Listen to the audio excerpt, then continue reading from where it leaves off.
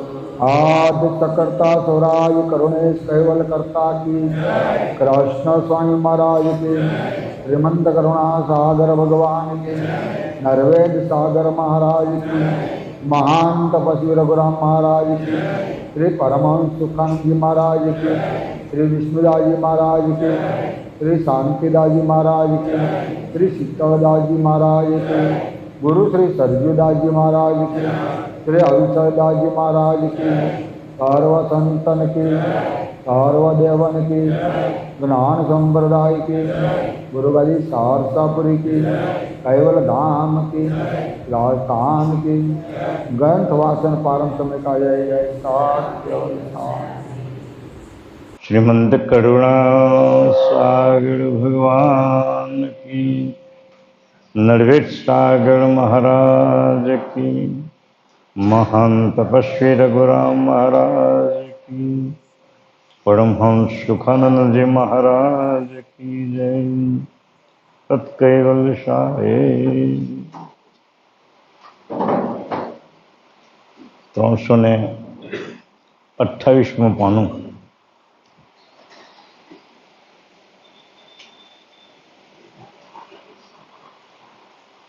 અહંકાર ગણના પંચમાત્ર અને પંચભૂતની ઉલટ ક્રિયાઓ। ગઈકાલે આપણે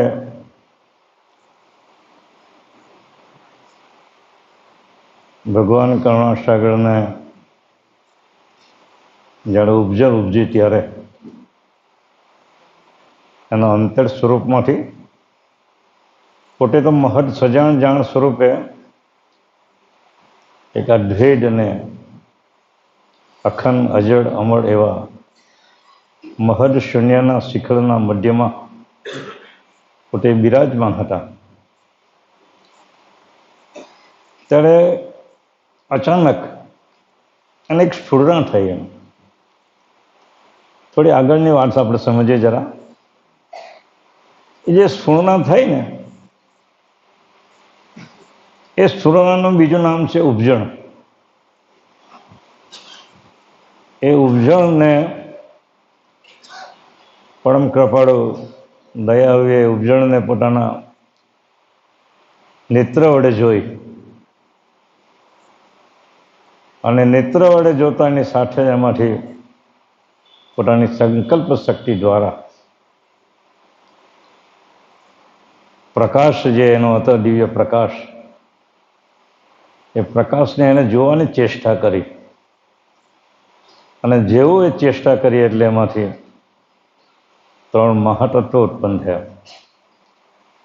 મહાતત્વ છે વિકાસ મહાતત્વ, અવિકાસ મહાતત્વ અને કુંભસ્થ મહાતત્વ. આ શરૂઆતની જગતની રચનાના પ્રથમ પાયાની આ વાત છે. ત્યારબાદ એને જે ભાવના ઉત્પન્ન થઈ એને એ ભાવના દ્વારા એને 3 ચક્ષુષત્વની રચના કરી. વિકાસ મહાતત્વ, કાળ ચક્ષુતત્વ, અનંગ ચક્ષુતત્વ અને વડજ્ઞાન ચક્ષુતત્વ. આજે 6 તત્વની જે રચના કરી ત્યારબાદ એને ઈચ્છા વૃત્તિના 72 તત્વો ઉત્પન્ન કર્યા. આ 6 ઉત્પન્ન કર્યા એ પ્રણવમાં મૂકેલા છે. પ્રણવને બાળ કરવાનું, લેવાનું, કુંભસ્થ કરવાનું, આ 6 તત્વ પ્રણવની અંદર એને તૈયારો મૂકેલા છે. એટલે પ્રણવ લેવાનું થાય, મૂકવાનું મન થાય, બાળ કરવાનું મન થાય અને 3 જે ચક્ષુ તત્વો છે એ ડિસ્ટ્રીબ્યુશનનું કામ કરે શરીરની અંદર. ત્યાર પછી ઈચ્છા વૃત્તિથી 72 તત્વ એને ઉત્પન્ન કર્યા. એટલે ઈચ્છા વૃત્તિ દ્વારા પ્રથમ તો નિરંજન તત્વની ઉત્પત્તિ કરી અને નિરંજન પછી અવ્યાકૃત જેને મહામાયા કહેવામાં આવે છે, એટલે આ 2 તત્વો ઉત્પન્ન કર્યા. ત્યારબાદ અવ્યકૃતમાંથી આનંદ મહાતત્વ અને મહાતત્વ કારણ આ બીજા 2 ઉત્પન્ન થયા.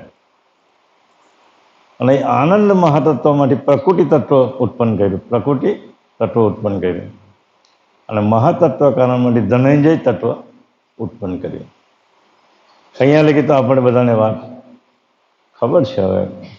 હવે જે પ્રકૃતિ જે તત્વો જે છે એ પ્રકૃતિ તત્વોમાંથી રજોગુણ, તમોગુણ અને શતગુણ, આ 3 એ પ્રકૃતિ તત્વોમાંથી 3 ગુણ ઉત્પન્ન થયા અને ધનંજય તત્વ કારણમાંથી 3 ગુણ ઉત્પન્ન થયા. હવે જે રજોગુણ જે છે એનો પરિવાર 10 આકાંક્ષાઓ આપણે જોઈ તો મૂળ વાત પણ હવે આપીએ આપણે કે રજોગુણ ઉત્પન્ન કર્યો તેમાંથી રજોગુણમાંથી 10 આકાંક્ષા ઉત્પન્ન કરી. આકાંક્ષા આપણે ગઈ ને શ્રવણ ને સુગંધ ને નિરીક્ષણ ને સુધા પીપાસા, ઉચ્ચાર, શીતોષ્ણ ગ્રહણ, વિષય, મર વિષય અને ગઈકાલે આપણે જોઈ ગમન આકાંક્ષા. એના વાસ્તવિક જીવનની અંદર પણ આપણે આનું કામ ઉપયોગ કરીએ. અને આ જે આકાંક્ષાઓ જે મૂકેલી છે સ્થૂળ દેહમાં મૂકેલી છે. કયા દેહમાં? સ્થૂળ દેહમાં. સ્થૂળ દેહ, સૂક્ષ્મ દેહ, કારણ દેહ, મહાકારણ ને 5મો પરમ કારણ દેહ. આ 3 જે સ્થૂળ, સૂક્ષ્મ અને કારણ એ 22 તત્વોના બનેલા છે. ગઈકાલે 10 આકાંક્ષાઓ જોઈ અને એની સાથે મિશ્રણ કર્યું અહંકાર ગણ.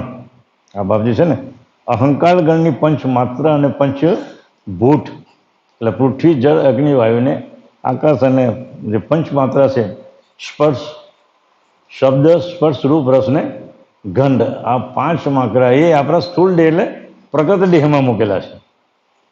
જ્યાં સુધી આપણો દેહ જાગ્રત અવસ્થા ભોગવે ત્યાં સુધી આ ક્રિયાઓ આપણે કરીએ. રજોગુણની 10 આકાંક્ષાઓ કરીએ, પંચભૂતની માત્રા કરીએ, શબ્દ, સ્પર્શ, રૂપ ને ગંધ એની જે માત્રિકાઓ છે એ ધણી ધણિયા છે. ગઈકાલે બધા યુગલ યોની વાળા છે બધા. આ જે આકાંક્ષાઓ જે છે અને પંચભૂત અને પંચમાત્રિકાઓ છે એની ધણિયાણી રૂપે છે. પેલા એના ધણી રૂપે કામ કરે છે. એટલે સ્થૂળ દેહ જ્યાં સુધી જાગ્રત હોય ત્યાં સુધી આ કામ કરે અને જાગ્રત દેહનો રાજા કોણ છે? મન અંતસ્કરણ. જાગ્રત દેહનો રાજા મન અંતસ્કરણ. જો આપણે જાગ્યા હોય ત્યાં સુધી મનનું જ કામ કરીએ, મન જ બધું કામ કરે. ખરેખર તો અંશે પોતાનું કામ કરવું જોઈએ, પણ અંશ તાબે થઈ ગયો છે, મનને આધીન થઈ ગયો છે. એટલે આપણે મન અંતસ્કરણથી જ જે કંઈ પણ વ્યવહાર કરીએ તો બધા મનથી કરીએ છીએ, કારણ કે જાગ્રત દેહનો રાજા છે મન અંતસ્કરણ. સ્વપ્ન દેહનો રાજા છે બુદ્ધિ અંતસ્કરણ. સુષુપ્તિ દેહનો રાજા છે અહંકાર અંતસ્કરણ. અને જાગ્રત સ્વપ્ન સુષુપ્તિના તુડિયાનો રાજા છે એ ચિત્ત અંતસ્કરણ. અને ઉન્મુનિનો રાજા છે નચીન અંતસ્કરણ.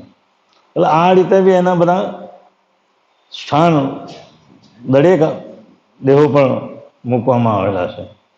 હવે આજે જે આપણે વાત કરવાની છે એ અહંકાર ગણના પંચ માત્રા અને પંચભૂતની ઉલટ ક્રિયાઓ.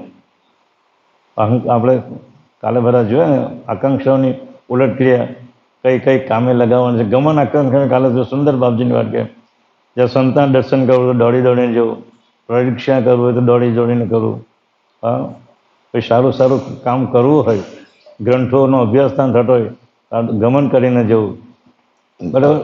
એટલે એ રીતે આજે આપણે એની આગળની વાત કરીએ. અહંકાર ગણની પંચ માત્રા. કઈ માત્રા? પંચમાત્રા એટલે શબ્દ સ્પર્શ રૂપ રસ ને ગંધ, એની 5 માત્રિકા છે. અને પંચભૂત એટલે પૃથ્વી જળ અગ્નિ વાયુ ને આકાશ. હવે એ સ્પર્શ શું કહે છે? એ પ્રવૃત્તિ એને શું કામ કરે છે કે ઉપર પ્રમાણે જાણીને દુષ્ટ પ્રવૃત્તિઓનો ત્યાગ કરવો અને સુધર્મ પ્રવૃત્તિ જે પ્રગત હાલ કહી તેવી પોતાની દ્રષ્ટિ રાખીને વર્તવું. જે પંચમાત્રા જે છે ને સ્પર્શ શબ્દ રૂપ રસ ને ગંધ, જે આગળ જે આકાંક્ષાની જે વાત કરી એ જ પાછી અહીંયા રિપીટ કરે છે. પણ જે શબ્દ માત્રિકા છે તેની બાબજી પહેલી વાત કરશું કે છે કે ઉપર પ્રમાણે જાણીને દુષ્પ્રવૃત્તિનો ત્યાગ કરવો અને સુધર્મ પ્રવૃત્તિ જે પ્રગટ હાલ કહી તેવી પોતાની દ્રષ્ટિ રાખીને વર્તવું અને એને જ તીવ્ર વૈયાગ ધારણ કરવાની નીતિ કહી છે. શંકાદિક આદ્ય ઘણાક એ પ્રમાણે આચરણ કરતા હતા. જે પંચમાત્રા જે છે શબ્દ સ્પર્શ રસ ને ગંધ, એ બધા શંકાદિકો જે થઈ ગયા એ એની પ્રવૃત્તિ પ્રમાણે વર્તવા દેતા. એ પ્રમાણે વર્તતા નહીં, પણ એની પોતાની રીતે વર્તતા. એટલે કહે છે કે શંકાદિકો આદ્ય ઘણાક એ પ્રમાણે આચરણ કરતા હતા. હવે 10 આકાંક્ષાઓની 10 ઇન્દ્રિયો થઈ. રચના બુંદની અંદર બધી જ આકાંક્ષાનો અર્ક અંદર મૂકેલો છે. પુરુષના શુક્રાણુમાં 10 આકાંક્ષાનો અર્ક. જેમ આપણે કોઈ વસ્તુનો અર્ક લેવો હોય ને તો છેલ્લામાં છેલ્લું તત્વ એમાંથી નીકળે. એટલે 10 આકાંક્ષાનો અર્ક આ બુંદમાં મૂકેલો છે. એટલે એ આકાંક્ષાઓ જ્યારે માના ગર્ભની અંદર જાય, ત્યારે પણ ગર્ભ બંધાય ત્યારે આકાંક્ષાઓ બધી ઇન્દ્રિયો બનાવે. કોઈ ભગવાન ત્યાં અંદર જતો નથી કે તપલી મારતો નથી, પણ જે પ્રમાણેની એ બુંદમાં જે બધી અર્ક જે મૂકેલો છે એને સ્થાને ગોઠવાઈ જાય અને એના સ્થાને ગોઠવાય એટલે એની આકૃતિ બને અને એની 10 ઇન્દ્રિયો બની. આકાંક્ષાઓની 10 ઇન્દ્રિયોની. બાપજી એમ કહે છે કે 10 આકાંક્ષાઓની 10 ઇન્દ્રિયો થઈ. શ્રવણ ને સુગંધ, નિરીક્ષણ ને સુધા પીપાસા, ઉચ્ચાર શીતોષ્ણ ગ્રહણ વિષય મર વિષય અને ગમન આકાંક્ષા, 10 પ્રકારની જે ઇન્દ્રિયો બની. ગમન આકાંક્ષા એટલે પગ પણ મૂકી એટલે એના પગ બનીને, ભલે ગ્રહણ આકાંક્ષા એટલે હાથ પણ મૂકેલી એટલે હાથ બન્યા, શ્રવણ આકાંક્ષા એટલે કાન પણ મૂકેલી છે એટલે કાન બન્યા, બરાબર. સુગંધ આકાંક્ષા એટલે કાન આંખ પર નાક પણ મૂકેલી છે એટલે ઇન્દ્રિય બની, નાક ઇન્દ્રિય બની. એટલે એ પંચતત્વના આકારે કરેલી છે એમ જાણવું. 10 ઇન્દ્રિયો કઈ રીતે બની એની આકાંક્ષાઓની જે તે જગ્યાએ એને ગોઠવણી મૂકી ત્યાં એની ઇન્દ્રિયો બની એમ જાણવું. હવે અહંકાર ગણથી પંચભૂત ઉત્પન્ન થયા. અહંકાર ગણથી પંચભૂત એટલે પૃથ્વી, જળ, અગ્નિ, વાયુ ને આકાશ, 5 ભૂત ઉત્પન્ન થયા. તેની જ નરનાળી રૂપે મૂર્તિ અલંકાર ભળીને કરી છે. આ પાછળ નરનાળી રૂપ છે. તે પંચભૂત વિના બીજા કોઈ તત્વના સ્થૂળ દેહ કરેલા નથી. આ પંચભૂત જે છે બીજા કોઈ તત્વના સ્થૂળ દેહ કરેલા, સ્થૂળ દેહ જે કરેલો છે તે પંચભૂત અને પંચમાત્રાનો કરેલો છે. પછી જે સૂક્ષ્મ દેહ છે એ પંચ અંતસ્કરણ અને સૂક્ષ્મ દેહ સતોગુણ અને સ્વકાશ ગણનો બનાવેલો છે. અને અહંકાર ગણ કારણ દેહ એ તમોગુણ અને અચંડ ગણનો બનાવેલો છે. એટલે કહે છે કે સ્થૂળ દેહ આ 5 ભૂતનો બનેલો છે, પૃથ્વી, જળ, અગ્નિ, વાયુ ને આકાશ. એટલે આ સ્થૂળ દેહ તો શાનો છે? ભૂમિ, જલ, અગ્નિ, વાયુ અને આકાશ એ પંચભૂતનો આ સ્થૂળ દેહ બનેલો છે. સૂક્ષ્મ દેહ એનો બનેલો નથી, કારણ દેહ એનો બનેલો નથી, મહાકાળ નથી બનેલો અને પરમ કારણ દેહ પણ એમાં બને. પણ જે 5 તત્વો જે સ્થૂળ દેહના છે એ સ્થૂળ દેહમાં મૂકેલા છે. એટલે એમાં ભૂમિ એટલે પૃથ્વી, જલ, અગ્નિ, વાયુ અને આકાશ એ પંચભૂતનો આ સ્થૂળ દેહ બનાવેલો છે. એ પંચ તત્વ સિવાય આકાંક્ષાની જે સ્થૂળ કર્મ ક્રિયા કહી છે એ સામા રહીને કરે. એટલે આ પૃથ્વી, જળ, અગ્નિ, વાયુ, સ્પર્શ, શબ્દ, રૂપ, રસ ને ગંધ એ ક્રિયાઓ આમાંથી જ થાય, બીજા કોઈથી થાય તેવું છે નથી. એટલે કે માટે સ્થૂળ ક્રિયા પંચભૂતના દેહને વિશે રહીને થાય છે અને પ્રગટ પર દ્રશ્ય થાય છે. આપણે સાંભળીએ, સુગંધ લઈએ, નિરીક્ષણ કરીએ, સુધાપીસા કરીએ, ઉચ્ચાર કરીએ, આ બધી ક્રિયાઓ બધી સ્થૂળ દેહમાં જાગ્રત દેહમાં જ થાય. સૂક્ષ્મમાં કે કારણમાં કે મહાકારણ કે પરાકારમાં આ ક્રિયા કોઈ થતી નથી. દયાળુ એમ કહે છે. એટલે માટે તે સ્થૂળ ક્રિયા પંચભૂતના દેહને વિશે રહીને થાય છે અને પ્રગટ પણ દ્રશ્યમાન આપણને દેખાય છે. કહે ને આપણે ચાલીએ, વાંચીએ, ગ્રહણ કરીએ, આપણે બધું કરીએ આકાંક્ષાઓ મારફતે અને એની જે માત્રિકાઓ છે સ્પર્શ, રૂપ, રસ, ગંધ અને નિરીક્ષણ એ બધી માત્રિકાઓ છે એ પ્રગટ દ્રશ્યમાન થાયથી આપણને એ દેખાય છે. હવે આકાંક્ષાઓને વિશે પંચમાત્રા જે રહી તેની સાધારણ પ્રવૃત્તિ ક્ષળોમાં સમાનપણે થાય છે. આકાંક્ષાઓની પંચમાત્રા એટલે શબ્દ, સ્પર્શ, રૂપ, રસ ને ગંધ એની પંચમાત્રા છે. જે રહી છે તેની સાધારણ પ્રવૃત્તિ ષડમાં સમાનપણે થાય છે. આ માત્રાઓ તો પંચ જ્ઞાનેન્દ્રિય વિશે વસીને ક્રિયાનું આલંબન કરે છે. જે આ જે છે ને પંચ જ્ઞાનેન્દ્રિયો એટલે પેલું કઈ છે શ્રવણ, સુગંધ, નિરીક્ષણ, સુધા ને ઉચ્ચાર જે આકાંક્ષાઓ છે એ કઈ આકાંક્ષાઓ છે? પેલી છે કર્મ ઇન્દ્રિયો અને ઉપરની 5 છે તે જ્ઞાન ઇન્દ્રિયો. એ જ્ઞાન ઇન્દ્રિયોની ઉપર આપણે આ માત્રિકાઓ મૂકવામાં આવેલી છે. શબ્દ, સ્પર્શ, રૂપ, રસ ને ગંધ એ 5 માત્રિકા આ 5 આકાંક્ષાઓની સાથે મૂકવામાં આવેલી છે. એટલે એ રીતે સુગંધ આકાંક્ષા કર્ણોની ધારો કે શ્રવણ આકાંક્ષા છે તો એની સ્પર્શ માત્ર અડખરા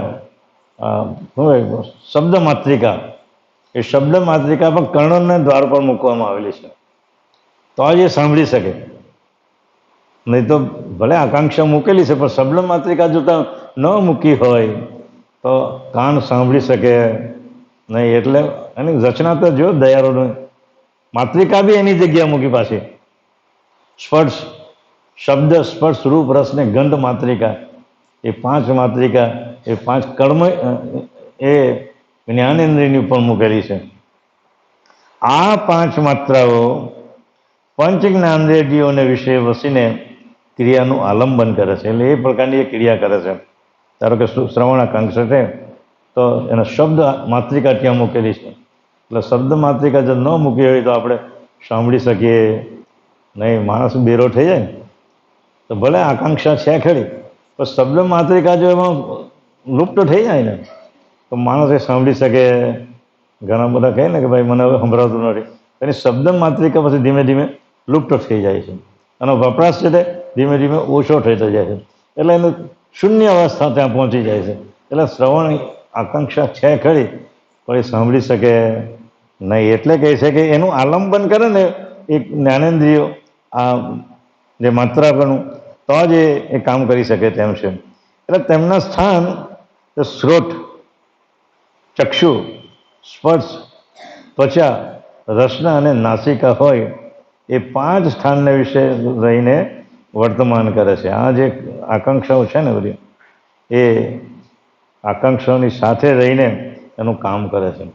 શબ્દ માત્રિકા, પછી સ્પર્શ માત્રિકા, ચામડી પર સ્પર્શ માત્રિકા છે એ છે શીતોષ્ણ આકાંક્ષા છે ખરી, શરીરની ચામડીની ઉપર શીતોષ્ણ આકાંક્ષા છે, પણ સ્પર્શ માત્રિકા જો ન મૂકી હોય તો આપણે કોઈ માણસ સ્પર્શ કરે ને તો એ આપણને ખબર પડે. એટલે માત્રિકા બી એના સ્થાને મૂકેલી છે. એ પ્રમાણે એ એનું કામ કરે છે. હવે વિચાર કરવા જેવું છે આપણે કે આ બધી જે ઇન્દ્રિયો છે, બધી કર્મ ઇન્દ્રિયો, એનું સ્વજાતિ ગુણ એ પોતાનો ધર્મ બજાવે છે. આંખ જોવાનું જ કામ કરે, એ જિંદગી પૂરી થઈ જાય પણ એ સાંભળવાનું કામ કરે. કાન સાંભળવાનું જ કામ કરે, જોવાનું કામ કરે. જે કર્મ ઇન્દ્રિયો જે મૂકેલી છે આ સ્થૂળ દેહના એના સ્થાન પણ એ એનું કામ કરે, સજાતિનું જ કામ કરે, વિજાતિનું કામ કરે. પણ માણસ જ એવો નિષ્ઠુર છે કે એની સજાતિનું કામ સિવાય બી બધા વિજાતિના બી કામ બધા વધારે કરવા બેઠા. ઇન્દ્રિયો તો એનો ગુણધર્મ પ્રમાણે કામ કરે જ છે. આંખ જોવાનું કામ કરે, બીજું એ કામ કરતું જ નથી. એ કેટલી એની સ્વધર્મ પાળે છે, પોતાનો સ્વધર્મ આ ઇન્દ્રિયો પાળે છે. જડ છે છતાં એનો સ્વધર્મ પાળે છે. આપણે તો ચૈતન છે છતાં આપણો સ્વધર્મ આપણે પાળતા પછી આપણે કેટલા બધા ખરાબ કામો કરીએ છીએ. જોવાનું નહીં જોવાનું જે જોયા કરીએ, સાંભળવાનું ન જ સાંભળવાનું કામ કરીએ છીએ, બરાબર. કેટલા બધા ખરાબ કર્મો આપણા આ દ્વારા થાય છે, પણ એની ઇન્દ્રિય પર કેટલી એક સમજણપૂર્વક એ વર્તી રહેલી છે એ તો જુઓ તમે. એટલે કહે છે એ 5 સ્થાન વિશે એને વર્તમાન કરે છે. હવે તેની ઉલટ ક્રિયા હમણાં સંત સજ્જન પર્વતે કહું છું તે સાંભળો. જે નિજગઢ પરમાર્થ ભૂલી ગયેલા છો. હવે એની ઉલટ ક્રિયાની થોડી સમજણ આપે છે. આ બાહ્ય ક્રિયાની જે આપણે વાત કરી, હવે થોડું સમજણ આ ઉલટ ક્રિયાની વાત કરે છે કે તેની ઉલટ ક્રિયા હમણાં સંત સજ્જન પર્વતે કહું છું તે સાંભળો. જે નિજ પરમાર્થ પણ ભૂલી ગયેલા છો તેના યોગ વડે પ્રાપ્ત થશે. કોના યોગ વડે? આ ઇન્દ્રિય અંતસ્કરણ દ્વારા. સંત સજ્જનને પણ કહે છે કે આનો ઉપયોગ બી તું પરમપદ માટે કરવાનો હોય તો તને પરમપદનું બી પહોંચાડી દેશે. પરમ પદની પણ તને પ્રાપ્તિ કરાવે છે. આ છે જડ પણ અંશનું એની પણ ભાવ પડેલો છે, અંશની એની પણ ચૈતન્ય વૃત્તિ પડેલી છે અને એ વૃત્તિ દ્વારા આ અંતસ્કરો કામ કરી રહ્યા છે. અને એ વૃત્તિને જો ઉલટાવીને એ અંતસ્કરણને ઉલટાવીને જો ઈચ્છા વૃત્તિ જે અંશની છે એ ઈચ્છા વૃત્તિની સાથે જો જોડવામાં આવે તો તમને કૈવલ્ય પદ તમને પ્રાપ્ત કરાવી આપે, એટલી એનામાં તાકાત છે. એટલે દયાળુ કહે છે કે ઉલટ ક્રિયા હમણાં સંત સજ્જન પર્વતે કહું છું તે સાંભળો. જે નિજ પરમાર્થ ભૂલી ગયેલા છો. જે નિજ પરમાર્થ, પોતાનો નિજ પરમાર્થ એટલે શું? હું કોણ ને મારો કરતા કોણ, મારો માલિક કોણ છે, હું ક્યાંથી આવ્યો, ક્યાં જવાનો છે, એ જે પરમાર્થ છે આપણું પરમપદને પામવાનું એ પરમાર્થ છે. આપણું બીજું કોઈ પરમાર્થ છે ને અંશનું પરમાર્થ કાર્ય શું છે? એના પતિને પામવાનું, એને પતિની ઓળખ કરવાની, પતિની સાથે મેળાપ કરવાનો. એ પરમાર્થ, એ પરમાર્થ આપણે બધા ભૂલી ગયેલા છે. તે એના યોગ વડે પ્રાપ્ત થશે. આ જ ઇન્દ્રિય અંતસ્કરણ જે છે એને જો ઉલટાવીને જો અંશની વૃત્તિ સાથે જો જોડવામાં આવે તો કૈવલ પણ નજીક જ છે. બાપજી લઈ ગયો સમ જસ્તે સન્મુખ છડા નેના આગળના કહેન કુવેર સોઈ સડપડ મેર કહેન કુવેર કહેન કુવેર ભૂલી ગયો જરા. એટલે પરમાર્થ જે છે આ કહેન કુવેર સન્મુખ છડા નેના આગે ના થયેલો. પરમ ગુરુ એમ કહે છે કે ભાઈ હું તમારી સામે છું, પણ આ ઉલટ ક્રિયાને તમે જો અંશની વૃત્તિ સાથે જોડવામાં આવે તો અમે તમારી સાથે છું, સામે છું, બાજુ છે નહીં. બાબુજી એમ કહે છે એટલે કહે છે નિજ પરમાર્થ જે તમે ભૂલી ગયા છો એના યોગ વડે પ્રાપ્ત થશે. હવે શું કહે છે? પાછું શબ્દ સ્પર્શ રૂપ રસને જે ગંધ જે છે, જે માત્રિકાઓ છે, એ માત્રિકાનું કાર્ય શું છે તે પણ આપણને બાબુજી અહીંયા સમજાવે છે. શું કહે છે? હવે શબ્દ તે સાંભળવું એટલે આદિ સત્યપદનો જે શબ્દ હોય તેનું તમે શ્રવણ કરજો. જે શ્રવણ આકાંક્ષાની જે ઉલટ ક્રિયા આપણે જોઈ, હવે માત્રિકાની ઉલટ ક્રિયા સેમ જ છે એમ, પણ માત્રિકા બી શું કામ કરે છે એ પણ દયાળુ આપણને અહીંયા સમજાવે છે. કહે છે કે શબ્દ તે સાંભળવું એટલે આદિ સત્યપદનો જે શબ્દ, સત્યપદનો શબ્દ શું હોય? કૈવલ શબ્દ છે. કૈવલ સિવાય બીજો કોઈ શબ્દ છે ને? દયાળુ એમ કહે છે, પરમગુરુ એમ કહે છે જો મેં તારા અંતર સ્વરૂપમાંથી પ્રગટ ન થાઉં, પરમગુરુ એમ કહે છે હંસતા લેવાના 52મા અંગની અંદર આ વાત બહુ સ્પષ્ટ રીતે બાપજીએ સમજાવી છે કે હે દયાળુ, કૈવલની હાથે સત્સંગ કરે છે, સત્સંગ તો કરતા નથી પણ એમ આપને સમજાવવા માટે એ વાત રજૂ કરે છે. કહે છે કે હે કૈવલ, તારા અંતર સ્વરૂપમાંથી હું જો પ્રગટ ન થાઉં ને તો કૈવલને ઓળખે કોણ? તને કોણ ઓળખે? એમ કહો. તને ઓળખાવાને માટે તારા અંતર સ્વરૂપ મેં બીજું સ્વરૂપ ધારણ કરેલું છે.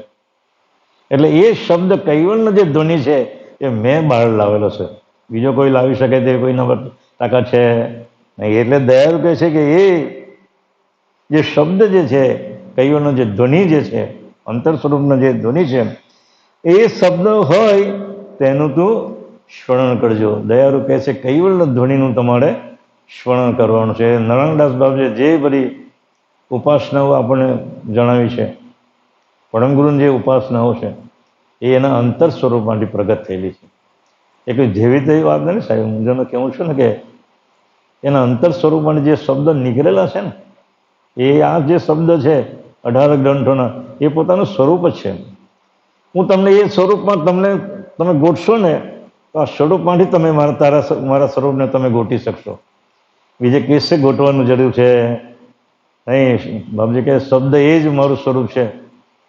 આપણે અણસતા લેવામાં વાત કરે છે, શબ્દ એ જ મારું સ્વરૂપ છે. તો એ શબ્દની અંદર મારું જે અંતર સ્વરૂપ મેં જે મૂકેલું છે એને તમને ગોઠતા આવડવું જોઈએ, એને તમે શોધખોળ કરતા આવડવું જોઈએ. એ શોધખોળ માટે તમે સદગુરુનો સંગ કરજો. તમે નિજ સદગુરુ સંગે કળી મિલાવો. એ નિજ સદગુરુની સાથે તમે મિલાપ કરશો તો મારું અંતર સ્વરૂપ એમાંથી તમે શોધી શકશો. ત્યાં સુધી એ શોધી શકાશે નહીં. દયાળુ એમ કહે છે એનું તમે સ્મરણ કરજો. એમ કે હવે પ્રદાંડ જોવા તે નિત્ય આદિ કરતા અને કૃત અંશને જો પદાર્થને જોવું જો હોય તો કૈવલ કરતાનો જે ચૈતન્ય અંશ છે એને સ્મરણ કરવું, એને એની અંતર દ્રષ્ટિથી એને જોવું. શું કહે છે? અંશની ને જોવું હોય તો આ ચર્મચક્ષુ કામ આવે તેવા નથી, પણ તમારી અંતરદ્રષ્ટિ જે છે એ અંતરદ્રષ્ટિ તમે અંશના સ્વરૂપને તમે ઓળખી શકો. એટલે આ વસ્તુ તમારે જોવાની છે. એટલે નિરીક્ષણ આકાંક્ષાથી છે એ કહે છે એ પદાર્થ જોવા તે નિત્ય આદિ કરતા અને કૃત અંશને જોવું. સ્પર્શ કરવો એટલે ચિત્તોષ્ણ આકાંક્ષાની વાત કરે છે. એ સ્પર્શ કરવો એ અનિત્ય સ્પર્શનો ત્યાગ કરીને અનાદિ પદને સ્પર્શ કરું છું. શબ્દ સ્પર્શ એટલે ચિત્તોષ્ણ આકાંક્ષાની વાત કરીએ એટલે અનિત્ય સ્પર્શનો ત્યાગ કરીને અનાદિ પદને સ્પર્શ કરો. અનાદિ પદ એટલે કૈવલ પદ જે છે, પરમ પદ છે, અવિનાશી પદ છે, એનો સ્પર્શ કરવો. એનો સ્પર્શ કરવો એટલે પરમ ગુરુના જે ચરણ પણ છે ને, સોહંગ સ્વરૂપે જે ચરણ વ્યાપક છે, જે કરુણા સાગરનું જે વ્યાપક સ્વરૂપ છે એને પણ સોહંગ સ્વરૂપ કીધું. એમ એ સોહંગ ના સ્વરૂપને તમે સ્પર્શ કરજો. એમ કે તમારી અંતરદ્રષ્ટિ દ્વારા એને સ્પર્શ કરવાનો છે. અને સ્વાદ જાણીને પરમ રસનું પાન કરવાનું છે. શું છે? સ્વાદનું, પરમ રસનું પાન કરવાનું. પરમ રસ એટલે કૈવલ પદનો જે રસ, જે અંતર સ્વરૂપનો એનો જે રસ છે, એનું સજાણ જાણવાનું સ્વરૂપ જે છે, એનું રસનું પાન કરવાનું છે.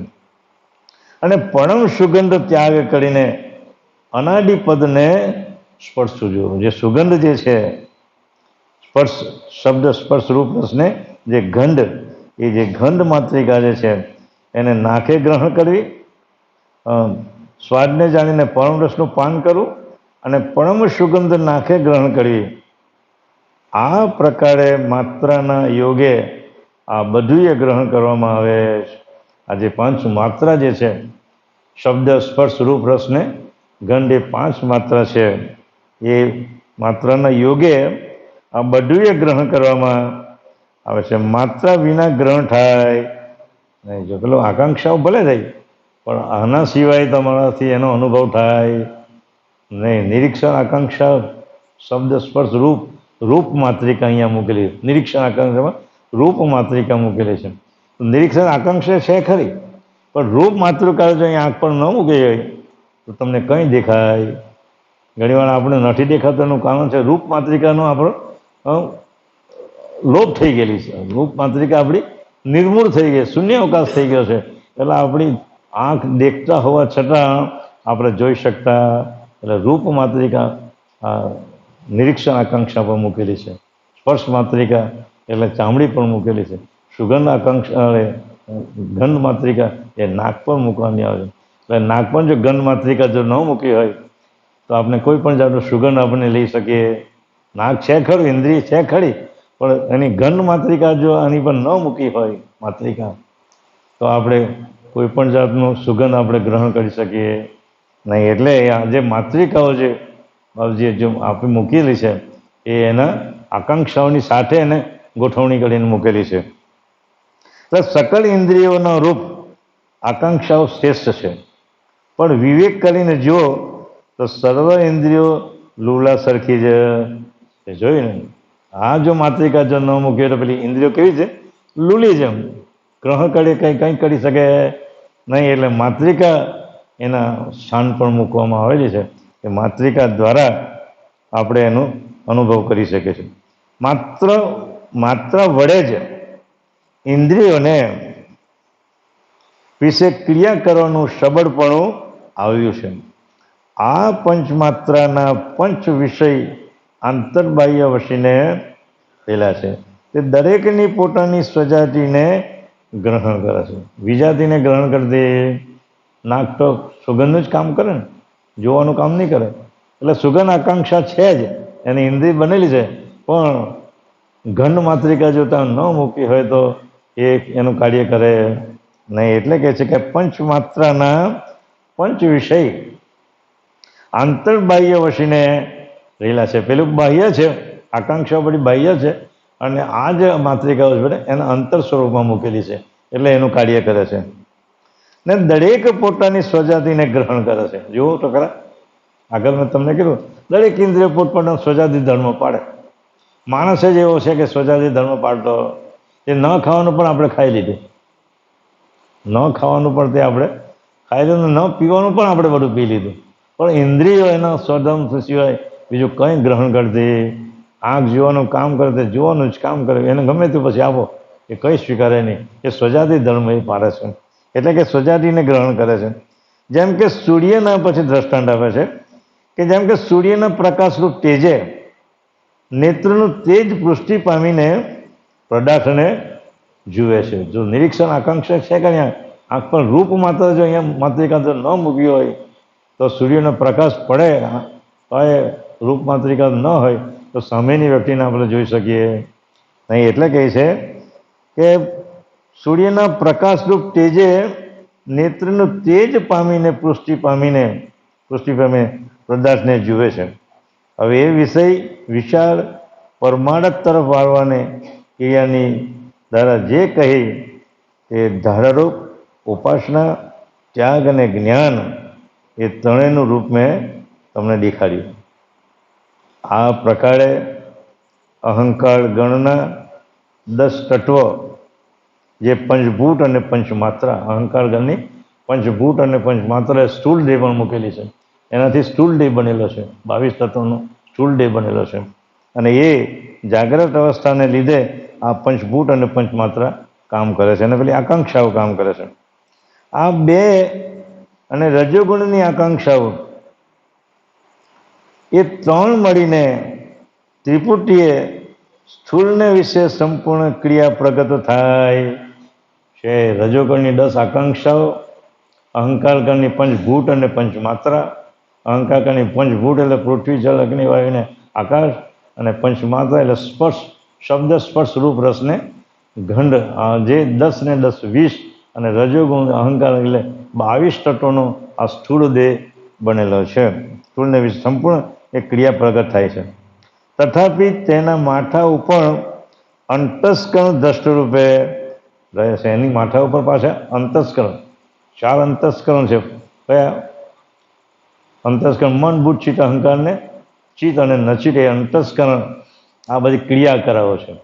કારણ કે અંશના એ હથિયાર છે. અંતસ્કરણ શું છે?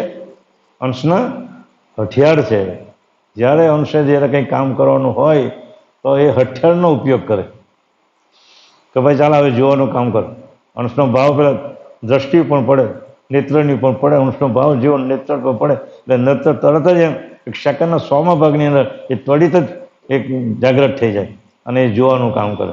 પણ એ ભાવ અશુદ્ધ અને શુદ્ધ ભાવ પણ બે પ્રકારના કામ કરે. અશુદ્ધ ભાવ તો સારી વસ્તુનું જોવાનું કામ કરે, પરમ ગુરુના ચરણનું જોવાનું કામ કરે, એના ગ્રંથો વાંચવાનું કામ કરે. આ બધી ક્રિયાઓ એ અશુદ્ધ અને શુદ્ધ એ અંતસ્કરણ દ્વારા બધા ક્રિયાઓ થાય છે. એટલે એનો ભાવ 4 અંતસ્કરણની પણ આપણો ભાવ અંશનો ભાવ પડે. મન અંતસ્કરણની પણ અંશનો ભાવ પડે એટલે મન જાગ્રત થાય. એટલે મન પછી સંકલ્પ વિકલ્પનું કામ કરે.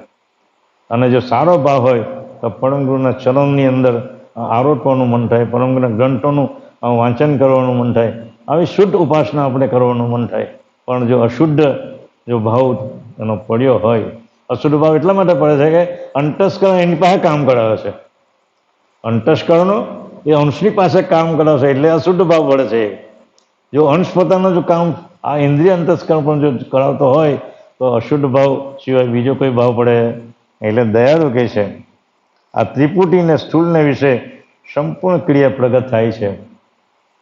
તથાપિ તેના માથા ઉપર અંતસ્કરણ દ્રષ્ટ રૂપે રહ્યા તે તત્વોને જેમ આજ્ઞા કરે, માથા ઉપર જે અંતસ્કરણ દ્રષ્ટ રૂપે રહ્યા છે તે તત્વોને જેમ આજ્ઞા કરે તેમ તેવી ક્રિયા કરીએ થાય છે. પણ એ અંતસ્કરણ એ આજ્ઞા નથી કરતા.